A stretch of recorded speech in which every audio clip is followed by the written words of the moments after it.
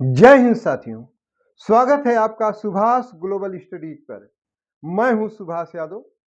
आज हम लोग सुल्तान अलाउद्दीन खिलजी द्वारा जो दक्षिण भारत अभियान किया गया था उस पर चर्चा करते हैं। इस क्लास का उद्देश्य विभिन्न परीक्षाओं में इससे संबंधित जो प्रश्न पूछे जा सकते हैं उनके बारे में आपको अवगत कराना, आपका कॉन्सेप्ट बिल्कुल क्लियर करना है। तो आइए टॉपिक पर आते हैं। अलाउद्दीन खिलजी और दक्षिण भारत। तो साथियों, दक्षिण भारत के राज्यों को देखा जाए तो यहां पर देखिए देवगिरी राज्य हो गया, ठीक है। यह है तेलंगाना राज्य। देवगिरी की राजधानी तो देवगिरी ही थी। जहां तक तेलंगाना की बात, उसकी राजधानी वारंगल थी। अगला देखा जाए, ये होयसल राज्य है। इसकी राजधानी क्या है? द्वार समुद्र। पांड्य राज्य की राजधानी मदुरा या इसी को मदुरै भी कहा गया है, ठीक। अब हम लोग आते हैं टॉपिक। साथियों, सुल्तान अलाउद्दीन खिलजी द्वारा जो भी दक्षिण भारत अभियान किया गया है, हर अभियानों का नेतृत्व मलिक काफूर ने किया है। मलिक काफूर को याद ना? अरे भाई, जब गुजरात राज्य पर आक्रमण करने के लिए सुल्तान अलाउद्दीन खिलजी ने सेना भेजी थी, तो उस सेना का नेतृत्व नुसरत खां कर रहा था और नुसरत खां ने गुजरात में ही मलिक काफूर को खरीदा था। मलिक काफूर को चूंकि 1000 दीनार में खरीदा था, इसीलिए उसका नाम क्या था? 1000 दीनारी। यानी दक्षिण भारत अभियान जो अलाउद्दीन खिलजी के शासनकाल के दौरान हुआ है, प्रत्येक अभियान का नेतृत्व किसने किया है? मलिक काफूर उर्फ 1000 दीनारी ने किया है। क्लियर? कोई शक नहीं। अब आगे आइए दोस्तों। ये जो राज्य है सब देखिए समुद्र के किनारे हैं। हिंद महासागर, बंगाल की खाड़ी, प्रशांत महासागर, ठीक है। ये मालाबार तट है, कोरोमंडल तट इधर है। मेरा कहने का तात्पर्य है कि इन देशों से या इन राज्यों से पश्चिमी देशों के साथ व्यापार होता था। बहुत ही आर्थिक स्थिति इनकी अच्छी थी। और दक्षिण भारत के राज्यों में देखा जाए, सबसे शक्तिशाली राज्य जो था वह था देवगिरी राज्य, जिसकी राजधानी देवगिरी थी।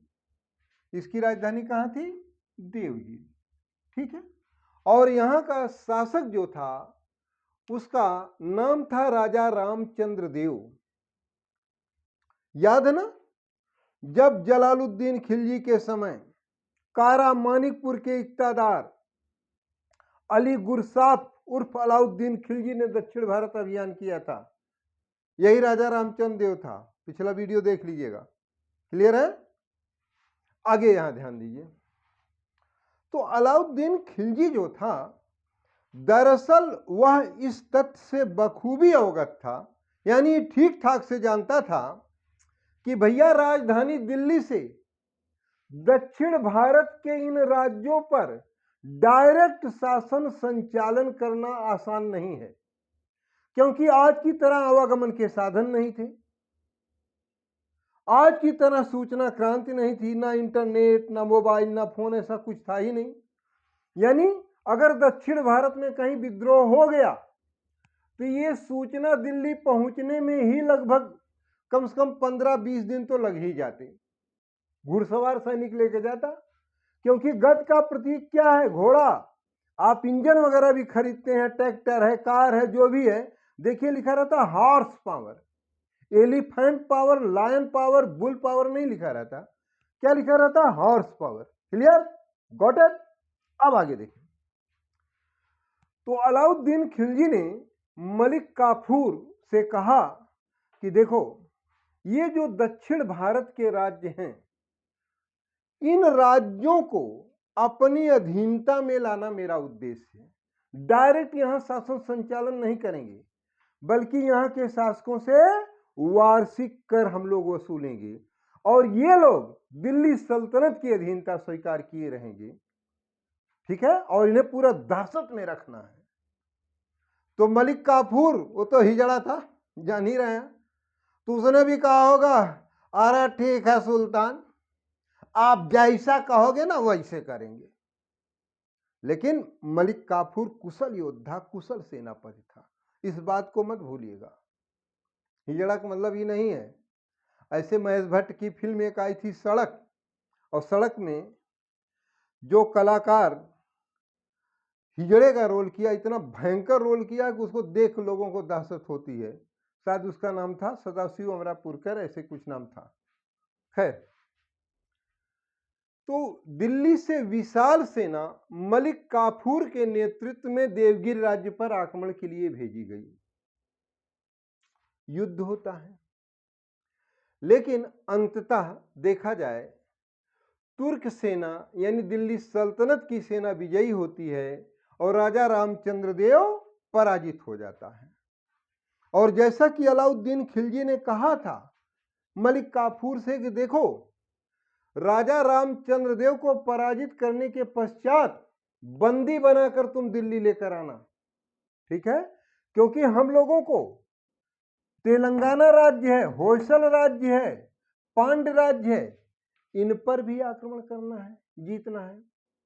और दिल्ली से जब सेना जाएगी दक्षिण भारत, तो हमारा कोई ऐसा दोस्त होना चाहिए जहां हमारे सैनिकों को रहने के लिए, ठीक है, आराम करने की व्यवस्था हो, और साथ ही साथ वो दक्षिण भारत के राज्यों की कमियां भी बताए। इस बात को ध्यान में रखकर करना हम लोगों को काम। तो उसने कहा मलिक काफूर ने, तो सुल्तान करना क्या है? तो सुल्तान ने कहा कि देखो, राजा रामचंद्र देव को पराजित करने के पश्चात राजा रामचंद्र देव, उसके बेटे सिंहड़ देव यानी शंकर देव और उसके अन्य संबंधियों को बंदी बना करके दिल्ली लाना, और रास्ते में जितना बेइज्जत कर सकना करना, प्रताड़ित करना, लेकिन शारीरिक क्षति मत पहुंचाना उन लोगों को। उसने कहा ठीक है सुल्तान। यानी देवगिर राज्य पर आक्रमण 1307 ईस्वी में दिल्ली सल्तनत की सेना ने मलिक काफूर के नेतृत्व में किया। राजा रामचंद्र देव को पराजित करने के पश्चात राजा रामचंद्र देव और उसके संबंधियों को बंदी बनाकर दिल्ली ले गया, और दिल्ली में अलाउद्दीन खिलजी ने राजा रामचंद्र देव का स्वागत किया, अतिथि रूम में ठहराया इनके संबंधियों को, और लगभग 6 महीने तक अपने यहां रखा। और इसके बाद भव्य राज दरबार का आयोजन किया। वहां राजा रामचंद्र देव को राय रायान उपाधि प्रदान की। परम मित्र हैं आप हमारे, राय रायान उपाधि, ठीक है। एक चंदोबा, चंदोबा मतलब चांदी का मुकुट सर पर रखने के लिए, 1 लाख टंका, और पड़ोसी जो ये नौसारी का क्षेत्र था गुजरात से लगा हुआ, ये भी दे दिया। यानी आपसे परीक्षा में पूछ लिया जाए, अलाउद्दीन खिलजी ने दक्षिण भारत के किस शासक को राय रायान उपाधि प्रदान की थी? तो किसको की थी? राजा रामचंद्र देव को। परिणाम क्या रहा कि राजा रामचंद्र देव अलाउद्दीन खिलजी का मित्र बन गया। लेकिन जब राजा रामचंद्र देव दिल्ली से आने लगा तो अलाउद्दीन खिलजी ने कहा, क्योंकि देखो सफलता निष्ठुरता की सीख में पलता है, कहा कि आप तो हमारे मित्र हैं, लेकिन इस बात को मत भूलिएगा, अगर आपने वार्षिक कर भेजना बंद कर दिया, यानी वार्षिक कर हमें नहीं दिया, तो मजबूर होकर हमें आपके राज्य पर आक्रमण करके उसका पूर्णतः दिल्ली सल्तनत में विलय कर लेना होगा। राजा रामचंद्र देव ने कहा ठीक है भाई, चलो एक तो ये हो गया। अगला देखो, तेलंगाना राज्य पर आक्रमण। तेलंगाना राज्य की बात किया जाए तो तेलंगाना राज्य की राजधानी थी, क्या है?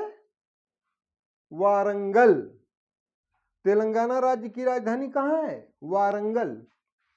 ये देखो यहां पर है तेलंगाना राज्य, देवगिर से लगा हुआ, ये दक्षिण भारत का राज्य है। सीमाएं तेलंगाना राज्य और देवगिर राज्य की लगी हुई थी, और सीमाएं लगी हुई थी तो दोनों में दुश्मनी भी थी, एक दूसरे को नीचे दिखाने का कोई अवसर नहीं छोड़ते थे, और राजा रामचंद्र देव इनकी कमियां बताता ही बताता।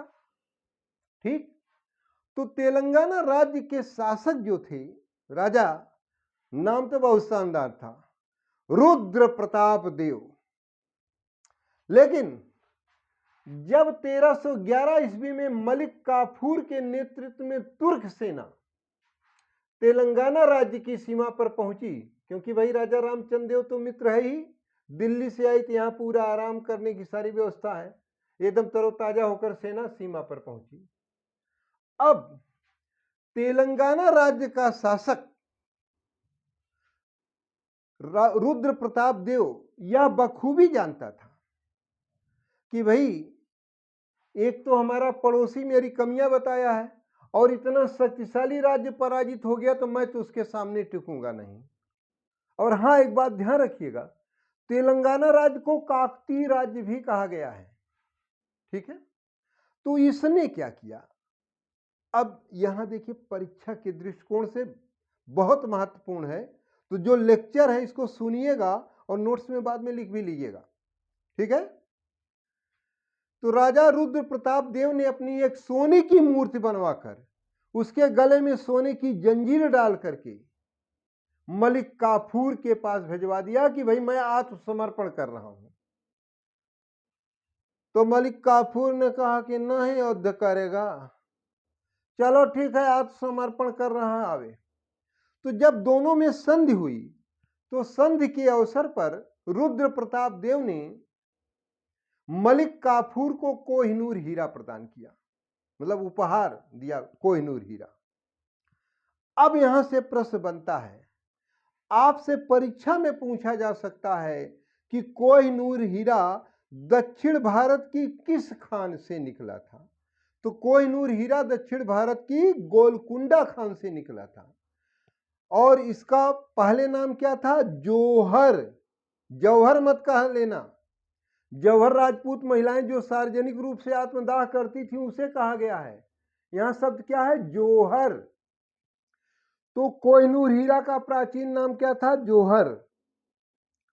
अब आपके मस्तिष्क में बात आ रही होगी कि भाई से कोहिनूर हीरा किसने कहा, कोहिनूर। तो साथियों, दरअसल जब आप मुगल काल पढ़ेंगे, ठीक है, मुगल बादशाहों को पढ़ेंगे, तो मुगल बादशाह मोहम्मद शाह के शासनकाल के दौरान नादिर शाह ने हिंदुस्तान पर आक्रमण किया था, यानी मुगल साम्राज्य पर, और यहां से अकूत संपत्ति लूट कर ले गया था, उसमें कोहिनूर हीरा भी था।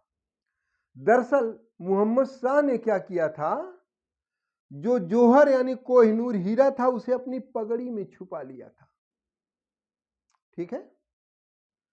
और इतना ही नहीं, शाहजहां का तख्त ताउस मयूर सिंहासन भी लेकर के गया था। यहां पर ध्यान रखिए, मुगल बादशाह शाहजहां ने अपने बैठने के लिए राज दरबार में एक भव्य सिंहासन बनवाया था, जिसका नाम था तख्त ताउस मयूर सिंहासन या पीकॉक थ्रोन कहा गया है। जिसे बनाया किसने था, उसका मिस्त्री कौन था, बेबादल खां।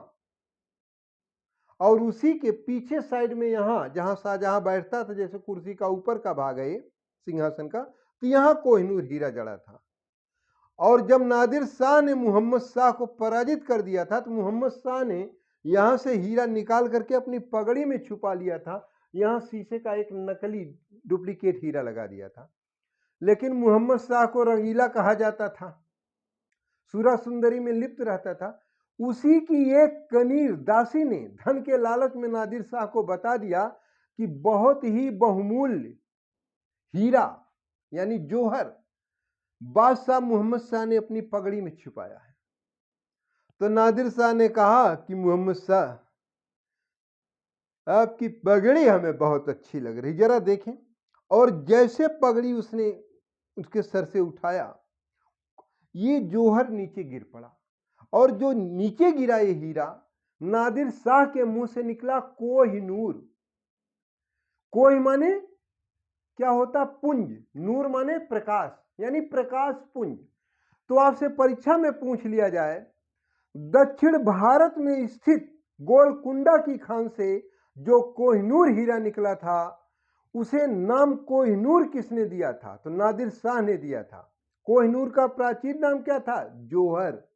क्लियर कॉन्सेप्ट, कोई दिक्कत नहीं।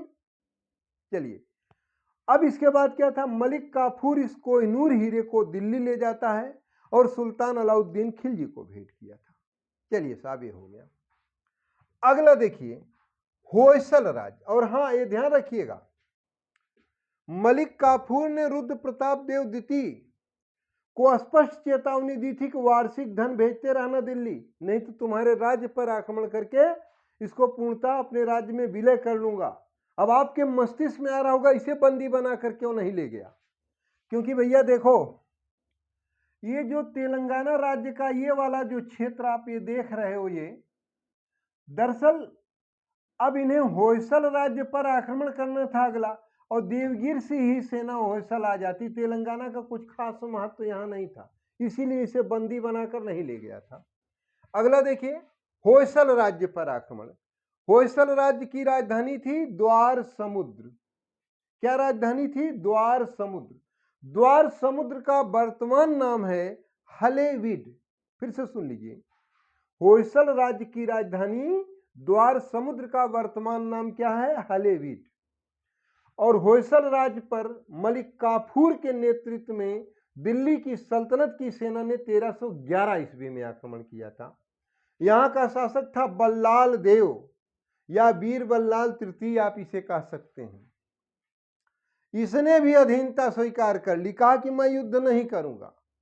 लेकिन जैसा कि अलाउद्दीन खिलजी ने मलिक काफूर को आगे से ही समझाया था कि देखो, हमें पांड्य राज्य तक आक्रमण करना है, इसलिए होयसल राज्य जो है, जिसकी राजधानी द्वार समुद्र है, यहां के शासक बल्लाल देव या वीर बल्लाल को बंदी बनाकर इसे इसके संबंधियों को दिल्ली लेकर आना, तो इसे अपना मुझे मित्र बनाना और रास्ते में खूब बेइज्जत करते लाना। उसने कहा ठीक। और मलिक काफूर ने क्या किया? बल्लाल देव उसके संबंधियों को बंदी बना करके दिल्ली लेकर के गया, एकदम गाली गलौज करते हुए। बस शारीरिक क्षति नहीं पहुंचाया था। हाथों में हथकड़ियां, पैरों में बेड़ियां, राज दरबार में इन्हें उपस्थित किया गया।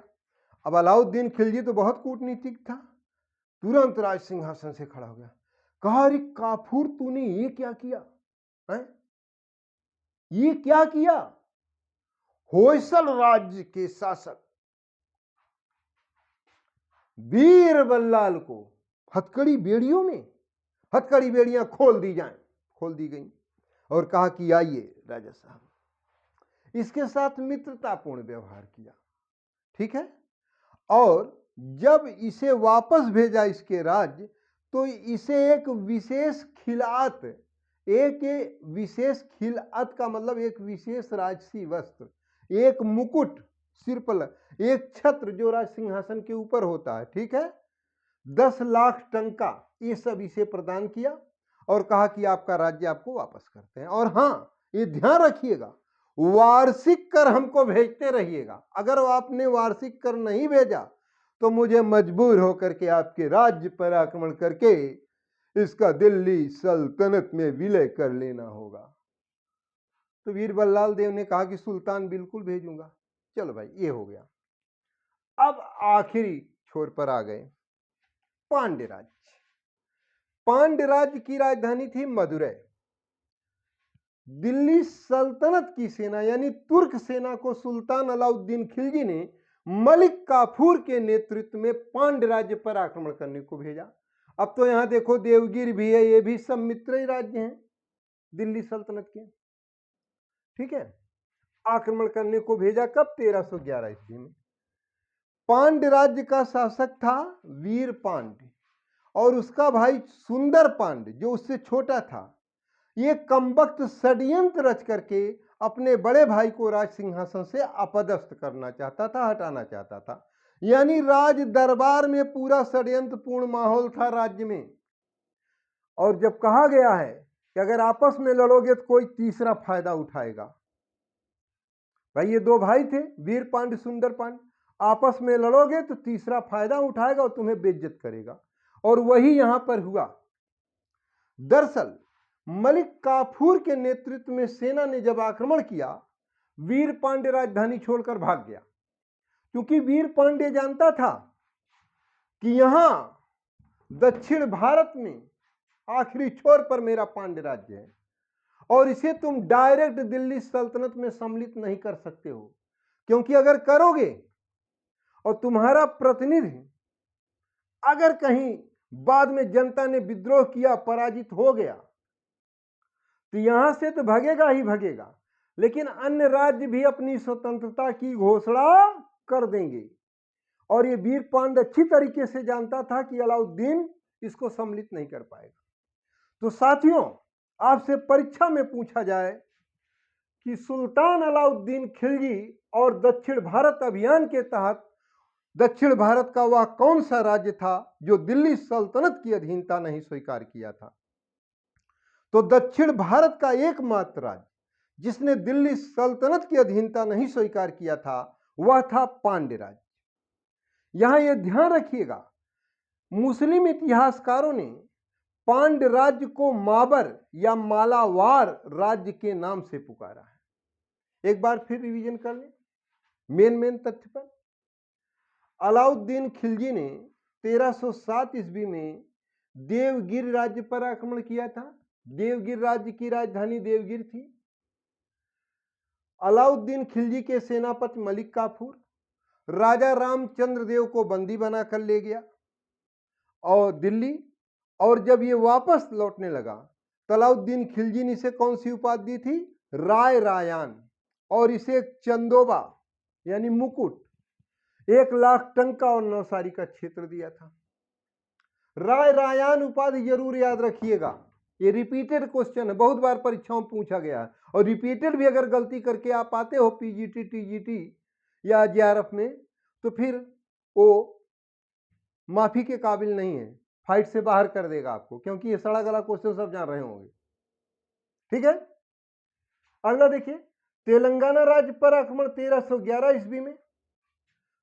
तेलंगाना के शासक रुद्र प्रताप देव ने अधीनता स्वीकार करके मलिक काफूर को क्या भेंट किया था? कोहिनूर हीरा।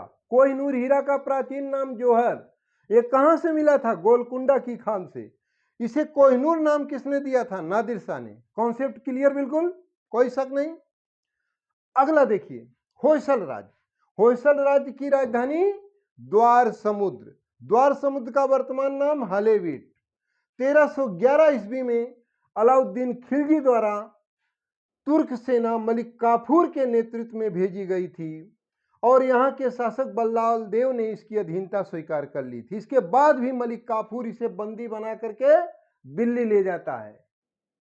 और ये क्यों ले गया? जैसे कथन कारण करके प्रश्न आता है, तो आप अगर सारे पहलुओं को नहीं जान रहे तो आप नहीं कर पाएंगे क्वेश्चन, इसलिए ध्यान रखिएगा आप लोग साथियों। और फिर वहां से इस शर्त पर भेजा कि भाई तुम वार्षिक कर हमको देते रहोगे और लौटते समय इसको एक विशेष खिलात माने राजसी वस्त्र, एक मुकुट, छत्र, 10 लाख टंका देकर इसका राज्य वापस कर दिया था।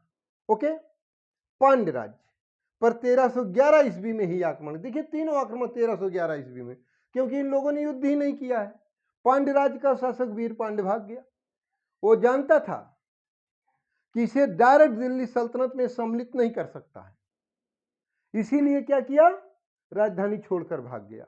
और दक्षिण भारत का एकमात्र राज्य जिसने दिल्ली सल्तनत की अधीनता नहीं स्वीकार किया था वो कौन है? पांड्य राज्य। Concept clear? मुस्लिम इतिहासकारों ने पांड्य राज्य को मालावार राज्य या माबर राज्य कहा है। ठीक, इसके बाद अगला वीडियो आपका रहेगा मंगोल आक्रमण, क्योंकि दिल्ली सल्तनत के इतिहास में सबसे ज्यादा मंगोल आक्रमण अलाउद्दीन खिलजी के शासनकाल के दौरान हुए हैं और उसमें एक से एक बहादुर योद्धाओं के पढ़ेंगे, विशेषकर जफर खां। वह जफर खां जिसे सुल्तान अलाउद्दीन खिलजी भी भयभीत था। ये कैसे क्या था इसको आप आगे जानेंगे, आपके परीक्षा के भी दृष्टिकोण से महत्वपूर्ण है। ठीक है, चैनल सब्सक्राइब कर लीजिएगा जिससे आने वाले सारे वीडियो आपको मिलते रहें। ठीक है, थैंक यू सो मच।